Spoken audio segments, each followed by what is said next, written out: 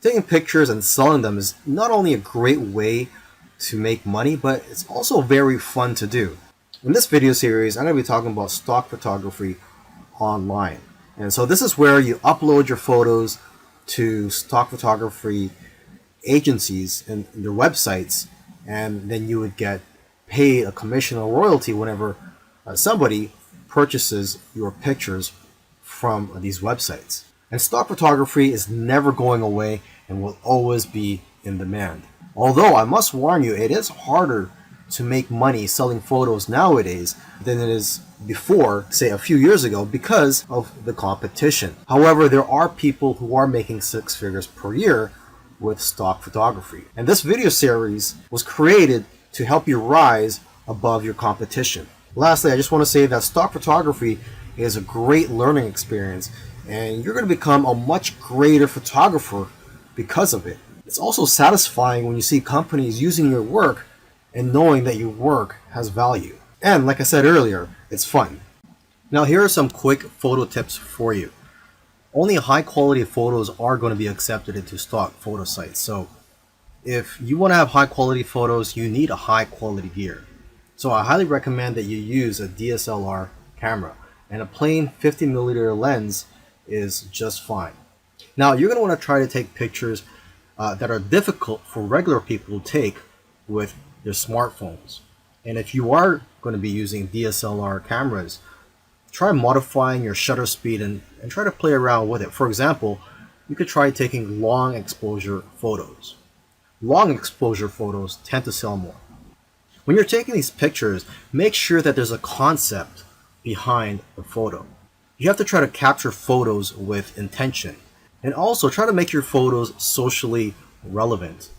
Another important key is to make sure that your picture elicits some type of emotion or has some type of purpose, such as showing that it's the fall season. Now, photos that do well are in the niches related to food, health, beauty, fitness, money, and business. You also have to remember to leave some room for copy and text for the users to put on the photo. And you should know that photos are not going to be accepted if there are brands, names, or license plates in the background. And if you have models in your photos, they will have to sign a release form. Now that you've taken some pictures, where do you sell those pictures online? Well, the easiest way to find these sites is just to type in stock photos on Google, and you'll find plenty of stock photography websites where you can upload your photos. Now, let me just give you some of the top sites out there. Okay, there is Pond5, which pays 50% of the sale, Alami, which pays 40% royalty per photo, and there is one photographer that I know of who makes $100,000 per year from just this one website. Okay, and there is iYeem, which pays 50%. A lot of photographers are having success with this site. And there is Getty, which pays 20 to 30%, but they do sell photos for a much higher price, between $300 to $500. Okay, and 123RF, this stock photo site, the way they work is that the more photos you upload, the higher the royalty percentage that they'll pay you. And there's iStock, which pays 15 to 45% depending on the photo, but they'll pay you a higher rate if your photos are exclusive to their site.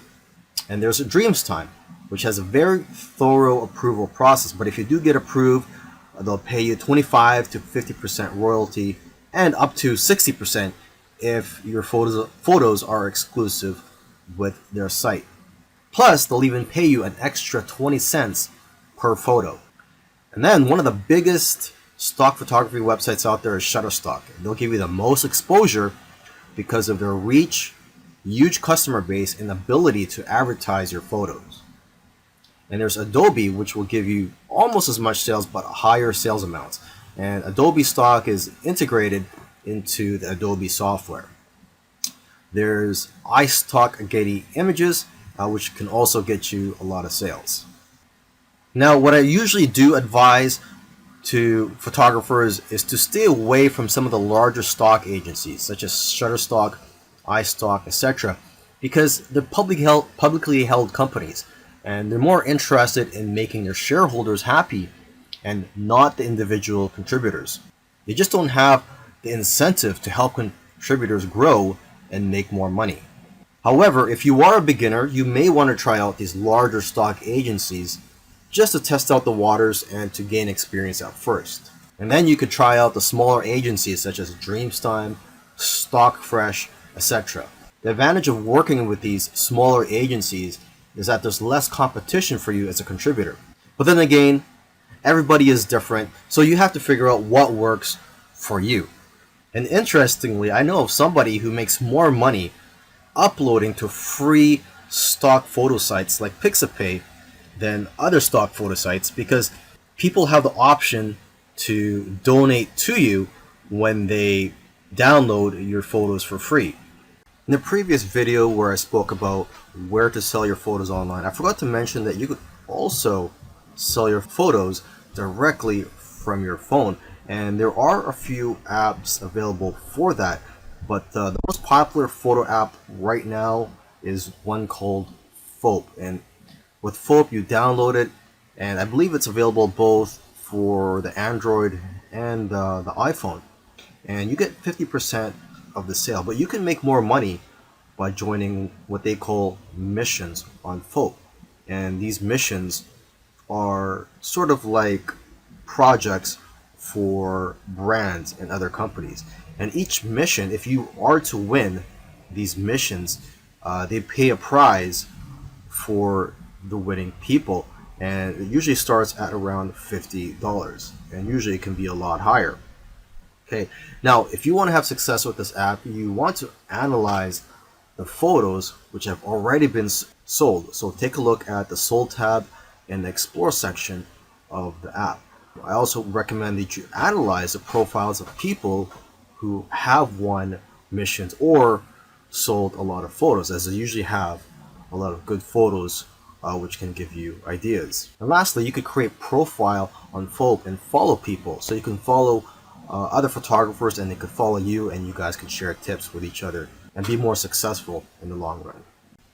Earlier, I mentioned that you should try to avoid large stock photography websites such as Shutterstock.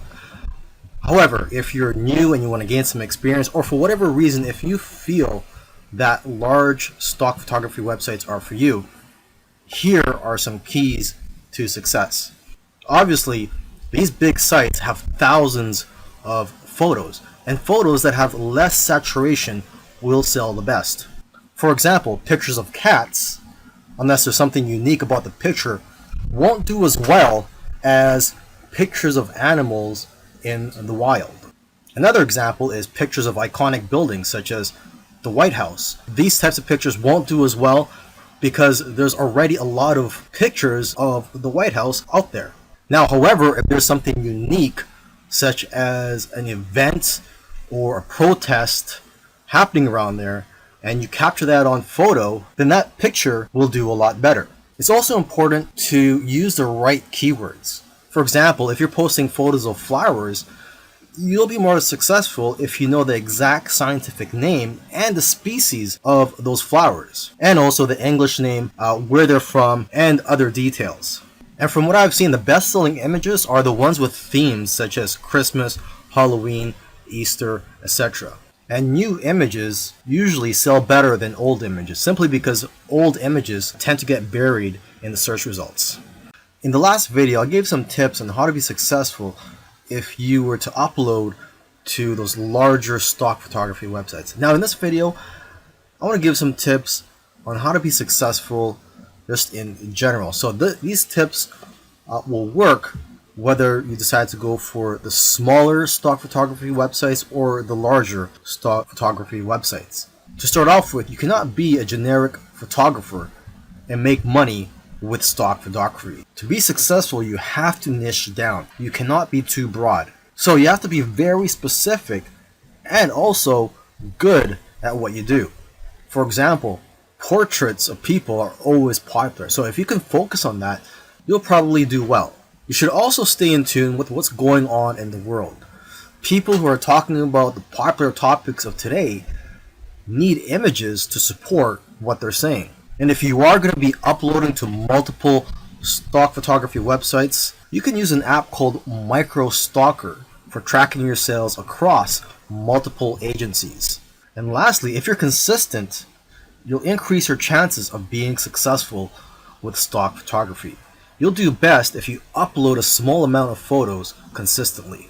Selling your photos on stock photography websites is great. However, there is a lot of competition and it is harder to make money nowadays than it is in the past. So one thing I like to tell people who are involved in stock photography, if they want to take their business to the next level, is to start their own website and just sell photos from your own website.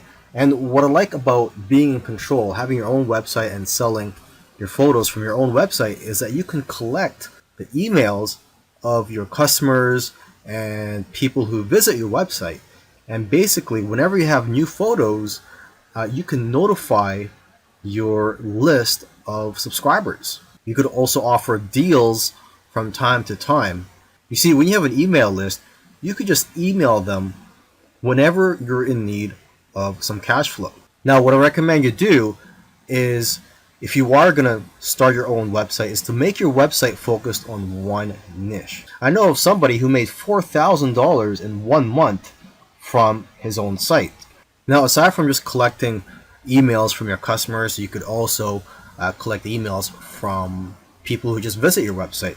And to entice them to opt in, you can run a contest where if they enter their information, such as their email and their name, they'll be entered to win a photo or a print. Another great thing about building a list of subscribers is that you can build a relationship with your audience and that you're going to get repeat sales in the future. You see, when people buy your photos from stock photography websites, you don't collect their information. So it's not like you could tap their shoulder in the future and say, hey, would you like any of my other photos or my newest photos? This way, with your own website, you could just notify them, like I said earlier, whenever you have new photos or if you have a discount that you're offering. You should also sell prints of your photos from your own website to increase your revenues. Now, if you're scared to start your own website, there are several tools out there that make it very